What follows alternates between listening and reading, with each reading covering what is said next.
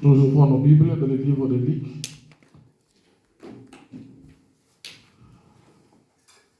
Là, je suis en train de m'enseigner aussi au même moment avec vous. Amen. Et je laisse la place à l'Esprit Saint de pouvoir nous enseigner ce matin. Vu que je n'ai pas du tout préparé cela, c'est arrivé comme ça, mais comme je crois au Saint-Esprit qui parle à la place des hommes, il nous parlera à tous. Amen. Nous ouvrons nos Bibles dans le livre de Luc, chapitre 13.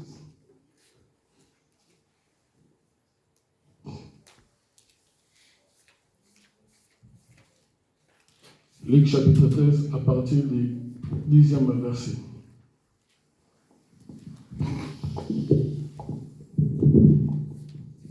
Luc 13, à partir du 10e verset, nous lisons la parole du Seigneur. Un jour de sabbat, Jésus enseignait dans une synagogue. Il s'y trouvait une femme qui, depuis 18 ans, était sous l'emprise d'un esprit qui la rendait infirme. Elle était voûtée et n'arrivait absolument pas à se redresser. Lorsque Jésus la vit, il appela et lui dit « Femme, tu es délivrée de ton infirmité. » Il posa ses mains sur elle, immédiatement il se redressa et s'est mis à louer Dieu. Mais le chef de la synagogue fut fâché que Jésus ait fait cette guérison le jour du sabbat. S'adressant à la foule, il lui dit « Il y a 6 jours pour travailler, venez donc vous faire guérir ces jours-là, mais pas le jour du sabbat. » Le Seigneur lui répondit « Hypocrite que vous êtes, chacun de vous détache bien son bœuf ou son âne de la mangeoire pour le mener à l'abreuvoir le jour du sabbat, n'est-ce pas? Et cette femme qui fait partie des descendants d'Abraham et que Satan tenait en son pouvoir depuis 18 ans. Depuis 18 ans. Amen. Amen. Nous lisons Juge. Juge chapitre 3. Juge chapitre 3, verset 12 à 14. Juge chapitre 3, verset 12 à 14. Le 12e verset. Les Israélites recommencèrent à faire ce que l'Éternel considère comme mal. À cause de cela, l'Éternel fortifia Églon, roi de Moab, et le dressa contre Israël. Églon s'allia aux Ammonites et aux Amalécites, et ils attaquèrent les Israélites. Ils battirent et s'emparèrent de la ville des palmiers. 14. Pendant 18 ans, les Israélites furent assujettis à Églon, roi de Moab. Et enfin, nous lisons Isaïe chapitre 1er, verset 3.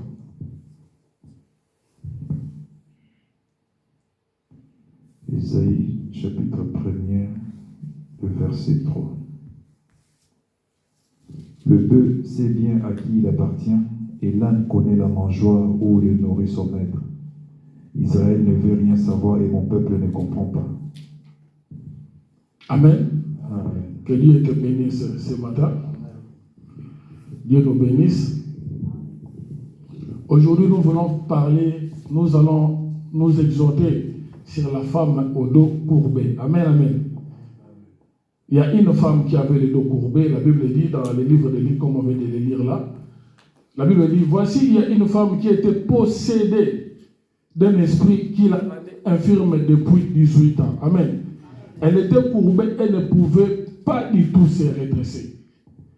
Et lorsqu'il a vu, Jésus lui adressa la parole et lui dit, femme, tu es délivrée de ton infirmité. Amen. Cette femme ici qui avait le dos courbé, la Bible dit, il allait à la synagogue. Il partait à l'église, comme toi et moi. Mais c'est seulement que, bien que cette femme-là partait à l'église, la Bible dit, les diables la tenaient comment? Possédée. Amen, amen. Bien que cette femme, nuit et jour, partent à l'église, la Bible dit, les diables, la Bible confirme, elle dit, les diables la tenaient possédée pendant 18 ans. Donc pour dire que le fait pour cette femme-là de se rendre à chaque fois à l'église, pour les diables, ça ne lui disait absolument rien. La preuve en est, bien qu'elle allait assister au culte, bien qu'elle allait écouter la parole de Dieu, elle était quand même sous l'emprise de qui? L'emprise du diable. Elle la tenait captive pendant 18 ans. Amen. Et cette femme ici a une illustration.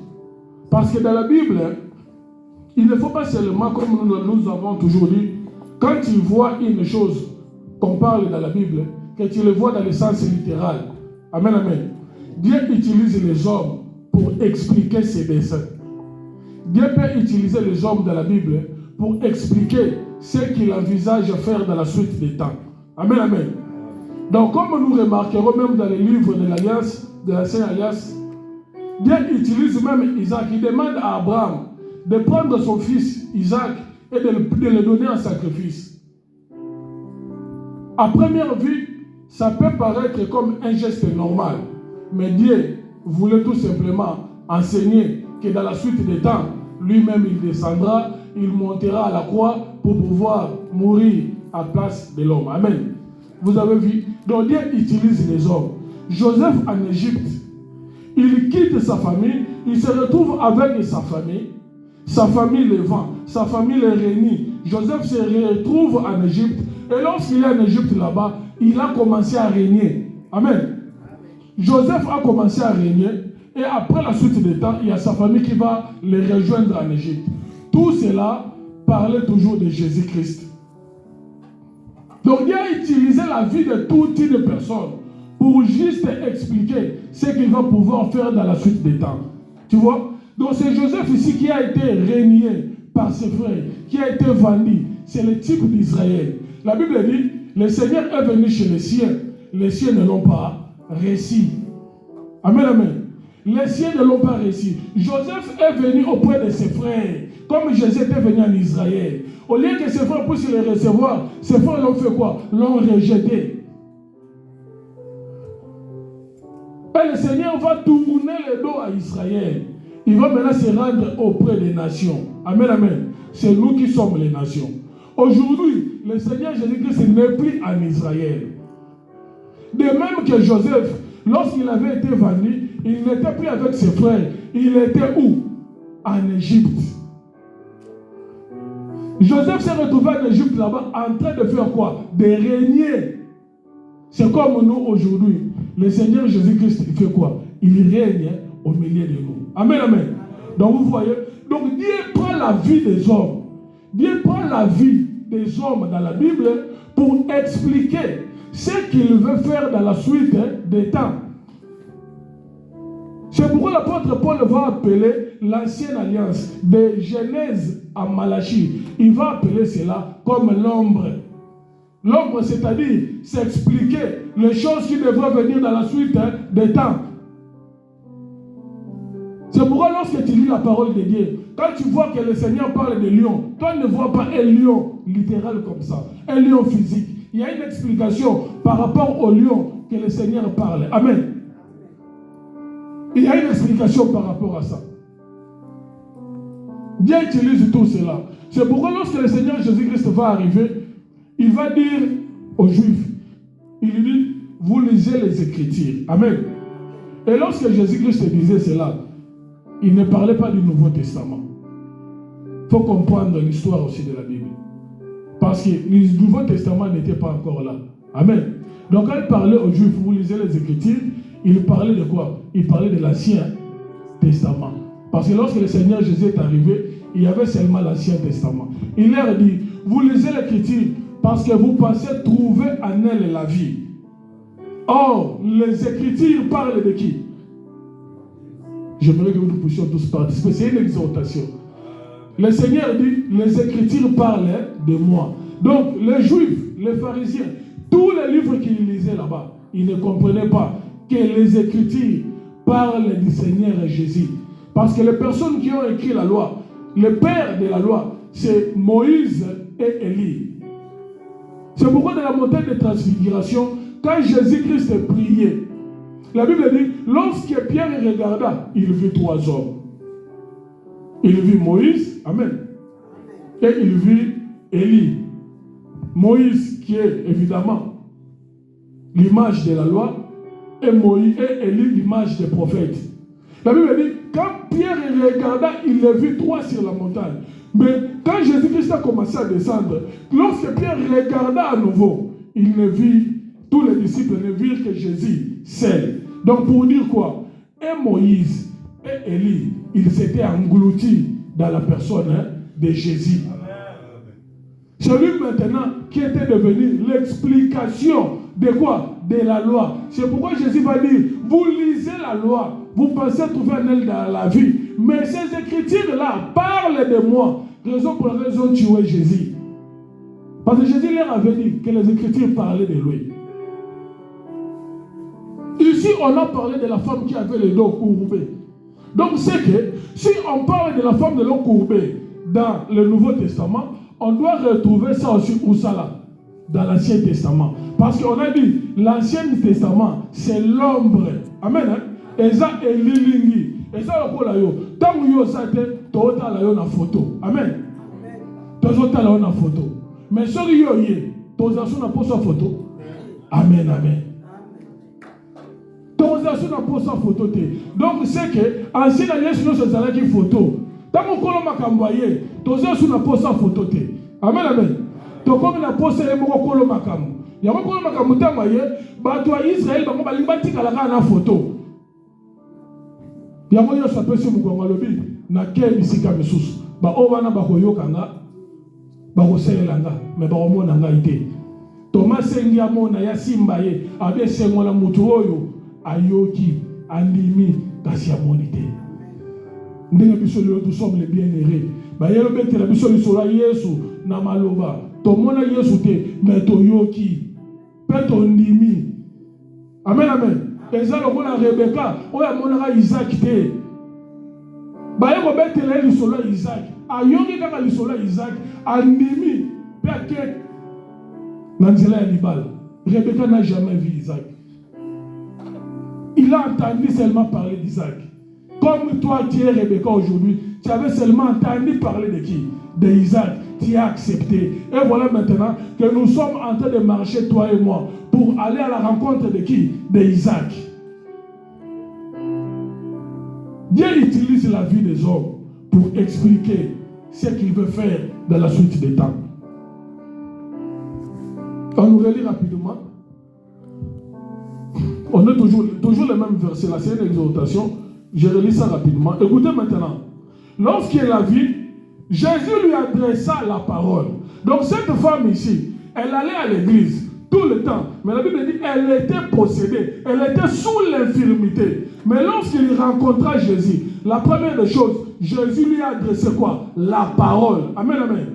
Jésus lui a adressé la parole et dit, femme, tu es délivrée de ton infirmité. Or, cette femme-là qui avait le dos courbé, elle ne pouvait pas faire grand-chose. Elle était limitée. Amen. Elle ne pouvait même pas regarder le ciel, là où se trouve Dieu. Pourquoi? Parce qu'elle est maintenue sur la terre. Elle a le dos courbé. Elle ne peut pas se redresser. À cause de quoi? D'une possession du diable. Laisse-moi te dire, nous tous des humains, ici, lorsque nous naissons les dos courbés. Nous naissons les dos courbés. Qu'est-ce que veut dire le dos courbé? Qu'est-ce que veut dire le dos courbé? La Bible dit, le diable l'a maintenu comme ça pendant 18 ans. Nous lisons Juge chapitre 3, 12 à 14. Juge chapitre 3, 12 à 14. Ayons toujours, je l'ai toujours dit, de toujours avoir la Bible avec soi. Si on aura peut-être du mal écrit, au moins nous ayons quand même la Bible. Parce que toute la semaine, peut-être nous n'avions pas lu la Bible. Au moins ici, le dimanche, que nous puissions nous retrouver. Juge chapitre 3, versets 12 à 14. Je lis au nom de Jésus. Écoutez. Les enfants d'Israël firent encore ce qui déplaît à l'Éternel, et l'Éternel fortifia Églon, roi de Moab, contre Israël, parce qu'ils avaient fait ce qui déplaît à l'Éternel. La Bible dit, Églon réunit à lui les fils d'Amon et les Amalécites, et il s'est mis en marche. Il bâtit Israël. Vous me suivez? Il bâtit Israël et ils s'emparèrent de la ville des palmiers. Et le peuple d'Israël fut asservi pendant combien d'années? Lisez le verset 14. Ah, amen, amen. On avait dit, si on voit quelque chose dans la réalité, on doit aussi le retrouver où ça? Dans l'ombre. La Bible dit Israël était asservi. Israël était sous la domination pendant 18 ans. Et là-bas, nous voyons aussi une femme là-bas qui était maintenue, qui était possédée par le diable pendant combien d'années? Amen, amen. Donc nous comprenons directement que cette femme-là, c'est Israël. Amen, amen. Cette femme-là, c'est l'Église. Alléluia. Et avoir les dos courbés, c'est être dans la servitude. Parce que Israël aurait dit, pendant 18 ans, Israël est à l'ONU, Moutoumso a Yoroboka. Israël est à Tongi, Moutoumso a Yorobanda. Israël est à Sali Moussala, Azo bénéficie de Moussala, Azo Salate. Israël ne bénéficie pas du fruit de son travail. Pourquoi? Parce qu'il était asservi pendant 18 ans. Cette femme-là était sous la domination du diable pendant 18 ans. Bien aimé, il y a des gens aujourd'hui, ils travaillent, mais ils ne voient pas le fruit de leur travail. Mais ils se disent des enfants de Dieu. Amen, amen.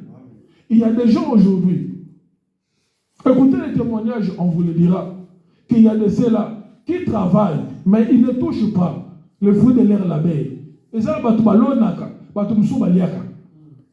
il y a tous les gens sous la servitude, mais qui est dans l'église. Cette femme ici, il allait à l'église. Mais la Bible dit, elle était possédée. Amen, amen. Elle ne vivait pas le fruit de son travail. Les choses ne marchaient pas. Mais le Seigneur a dit, elle était une fille de qui? D'Abraham. Amen, amen. Tu peux être une fille d'Abraham et être sous l'emprise du malin. Tu peux être une fille d'Abraham, mais dans l'ignorance, tu ne sais pas que les choses que tu es en train de vivre viennent du diable. Viennent du diable bien aimé. Aujourd'hui, le diable opère dans l'église. Le diable n'est pas à l'extérieur. Détrompez-vous. Diable la côte dans l'église. La Bible dit, un homme a semé les champs. Quand il est parti, la nuit, l'ennemi aussi est venu. Dans ces mêmes champs-là, lui aussi, il a fait quoi? Il a semé. Lui aussi, il a semé les livrets, les mauvaises herbes. Donc aujourd'hui, et les blés, et l'ivreux, nous nous retrouvons tous où? Dans les mêmes champs. Dans les mêmes champs.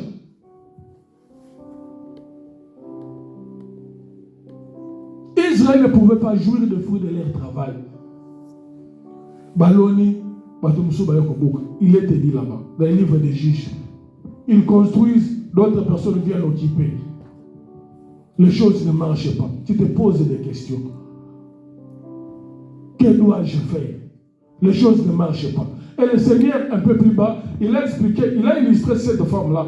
Lisons ce papa, aidez-nous à lire les derniers versets là, de Luc, chapitre 13.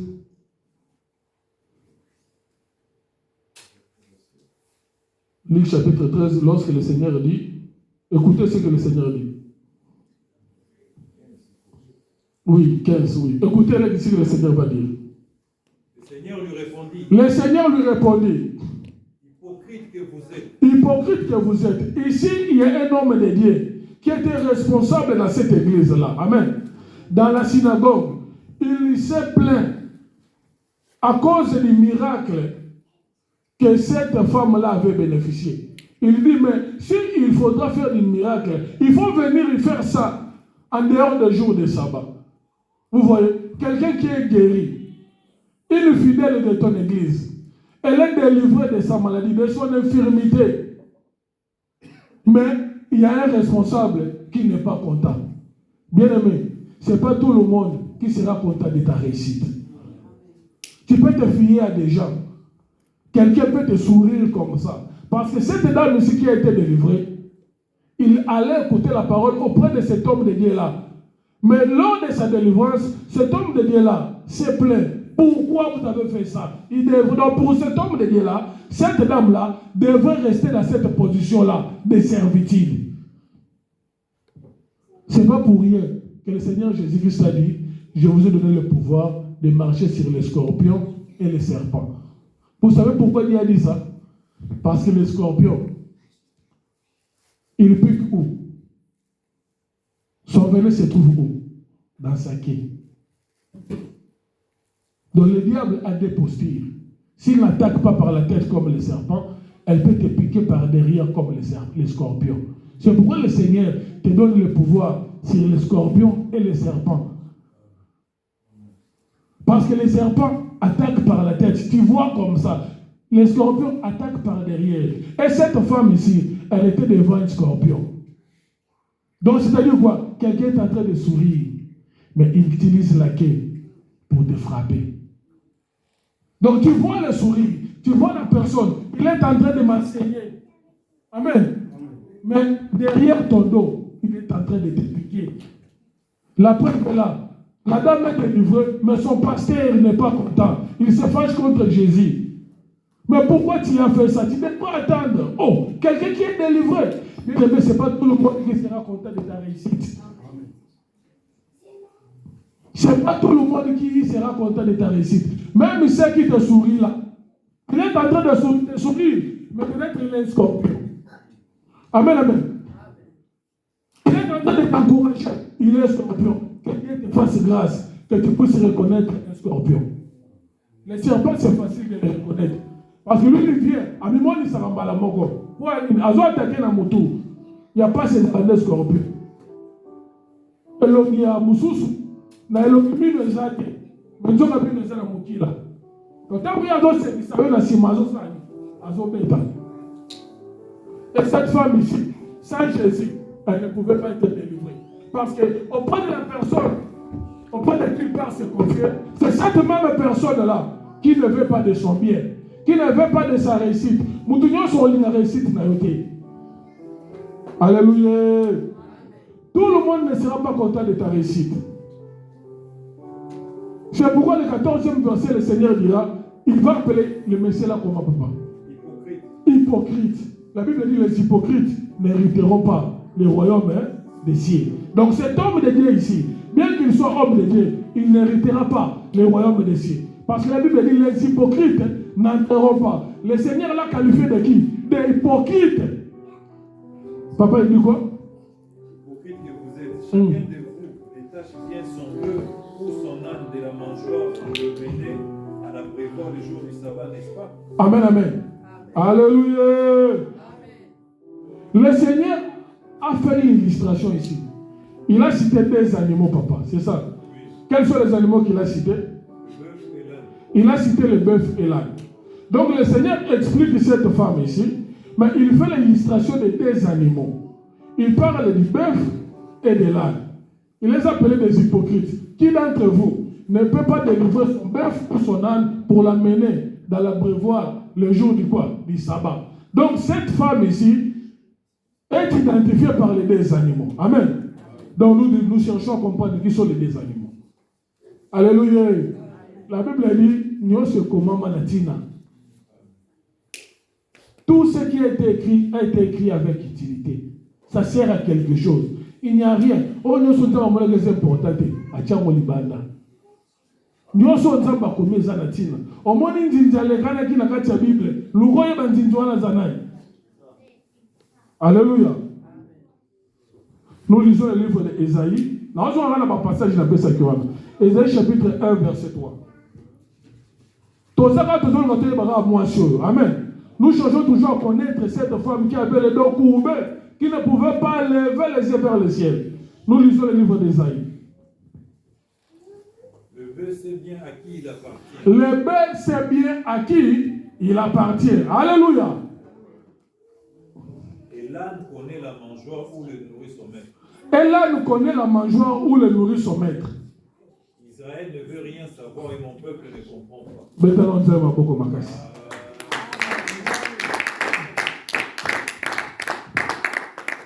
Ozawa, alléluia. Les bœufs, on dit, kuna Yesu, azo expliqué moi si oyo, tant azo beta lisola moi si oyo, azo tanga banyama mibale, azo tanga bœuf na âne. Alléluia. Toyena le livre d'Isaïe, dans l'Ancienne Alliance, nous avons Israël, ils ont qualifié Israël comme B, Naad. Donc nous comprenons qu'il y a seulement Israël qui est identifié par les deux animaux. Alléluia. Nous n'allons pas lire pour ne pas faire passer du temps. Les deux animaux ici, typifient Israël physique et l'Église. Je vais venir. Parce que lorsque le Seigneur a fait la répartition des animaux, amen, il a appelé des animaux purs et les animaux quoi? Impies. Il a appelé le bœuf comme était un animal comment? Pire. Et l'âne c'était un animal impie. Alléluia. Et le peuple d'Israël, c'était le peuple bourdier qui était considéré comme un peuple comment? Pire. C'est ça le bœuf. Amen. Et nous les nations, nous étions considérés comme quoi? Comme impies. C'est pourquoi, lorsque Pierre, on l'a envoyé dans la maison de Corneille, la Bible dit, lorsque Pierre s'endormit, il vit une nappe qui descendait du quoi? Du ciel. Vous savez? Pierre a vu une nappe qui descend du ciel. La Bible dit, il a retrouvé dans cette nappe-là tous les animaux impies de la terre. Amen. Dieu dit à Pierre, si un animal là-bas mange, Pierre va dire à Dieu, depuis ma naissance, nous n'avons pas mangé ce qui est quoi? Impie. Vous voyez? Donc Dieu voulait expliquer à Pierre que les nations qui étaient considérées comme impies sont devenues maintenant comment? Pires pour Dieu. Donc dans cette nappe-là, il y avait aussi l'âne. Parce que l'âne aussi était considéré comme un animal quoi? Impie. Alléluia. L'âne aussi était considéré comme un animal impie. Donc Pierre, lui, savait que lui, il était pire. C'est pourquoi il ne voulait pas manger. Donc Pierre, lui, savait qu'il était le bœuf. Parmi les animaux que Dieu séparait, quand il faisait la répartition, pour Pierre, lui, il était le bœuf. Il était pire. Donc les nations sont des peuples impies. Maintenant, Dieu lui dit, tue un animal. Donc parmi les animaux, il y avait aussi l'âne dedans. Lorsque le Seigneur va rencontrer cette femme qui était captive pendant 18 ans, elle va lui dire, il va dire, qui d'entre vous, s'il a un bœuf ou bien une âne? Donc il parle des deux peuples. Il parle d'Israël et de l'Église. Amen. Il y a l'Église qui est l'âne, qui était impie, qui s'est approché de Jésus. Raison pour laquelle le Seigneur, pour pouvoir entrer dans Jérusalem, il va utiliser une âne. L'âne qui était considéré comme impie, le Seigneur va se servir de lui pour entrer dans la Jérusalem, pour entrer dans la gloire. Aujourd'hui, bien aimés, nous portons le Seigneur. Nous portons le Seigneur, bien aimés. Parce qu'avant que le Seigneur ne puisse entrer à Jérusalem, il va pleurer sur Israël. Il va dire, Israël, vous n'avez pas connu le temps de ta visitation. Après, le Seigneur va demander qu'on puisse aller délier l'âne. Bien aimés, nous étions liés. Nous étions liés. Avant de recevoir Jésus-Christ, nous étions sous l'emprise du mal. Nous avions les deux courbés comme cette femme. C'est pourquoi j'aimerais dire à quelqu'un, grâce à la parole du Seigneur, toi tu es délivré. Il y a quelqu'un qui est délivré ce matin. Si tu crois à cette parole, que les choses qui ne marchent pas dans ta vie commencent à marcher maintenant au nom de Jésus. S'il y a depuis longtemps que tu attends quelque chose et que cette chose-là n'apparaît pas, laisse-moi te dire, le sabbat est déjà arrivé dans ta vie. Parce que le pasteur ici n'avait pas compris. Il a dit à Jésus-Christ, mais il fallait attendre le jour du sabbat. Il ne savait pas que Jésus-Christ c'était lui-même le sabbat. Or le sabbat dans la Bible, le sabbat a une signification. Le sabbat, vous devez c'est tout simplement dire le repos. Bien aimé, tu entres dans ton repos. Je dis à quelqu'un, il entre dans son repos. Le repos, c'est l'aisance qu'on donne à quelqu'un qui a été beaucoup tourmenté. Amen. Qui a traversé des difficultés. Une personne dont les choses ne marchaient pas. Il s'est posé beaucoup de questions. Et la Bible dit, lorsque Jésus-Christ, comme le vrai repos est arrivé, il a adressé la parole. Amen. À cette femme-là. J'aime ça. J'aime ça parce que la Bible dit, il a adressé la parole à cette femme. Elle lui dit, Il a adressé la parole. Et aujourd'hui, cette parole-là t'est adressée à toi. C'est les choses qui ne marchaient pas. Tu en seras délivré aujourd'hui. Je ne sais pas pourquoi. La Bible dit, il n'y a rien qui ne se fasse et qui ne soit la volonté de Dieu. Je ne sais pas pourquoi Dieu a fait en sorte que le pasteur soit empêché. Parce que moi, je n'étais pas prévu d'intervenir aujourd'hui. Je ne sais pas les raisons qui ont fait. Parce que le papa m'avait dit, fais un aller-retour. Il viendra même nous retrouver ici dans les modérations. Mais il est retenu là-bas. Donc c'est que Dieu avait un message pour quelqu'un. Dieu avait un message pour quelqu'un. Mais c'est seulement que toi, tu dois croire à ces messages-là. Tu dois croire à ces messages-là. Ce n'est pas pour rien qu'il t'a fait enlever la maison et tu t'es retrouvé ici. Parce qu'il voulait t'adresser à toi ce matin. Il veut te dire tout simplement que ton repos est arrivé. Bien-aimé, tu t'es beaucoup tourmenté. Tu t'es beaucoup posé des questions. Tu t'es beaucoup dérangé. Le Seigneur t'apporte aujourd'hui à travers cette femme que tu entres dans ton repos ce matin. Tu entres dans ton repos. Qu'est-ce qui est en train de te déranger? Qu'est-ce qui est en train de te tourmenter? Le Seigneur dit, il illustre cette femme-là comme le bœuf et l'âne. Comme Israël spirituel, Israël physique. Tu entres dans ton repos. Crois à cette parole. Amen. Que le Seigneur nous bénisse. Nous acclamons très fort pour la gloire du Seigneur. Lève-toi là où tu es, nous voulons prier. Je ne sais pas ce qui est en train de te déranger. Mais je sais seulement que le Seigneur a parlé à quelqu'un ce matin.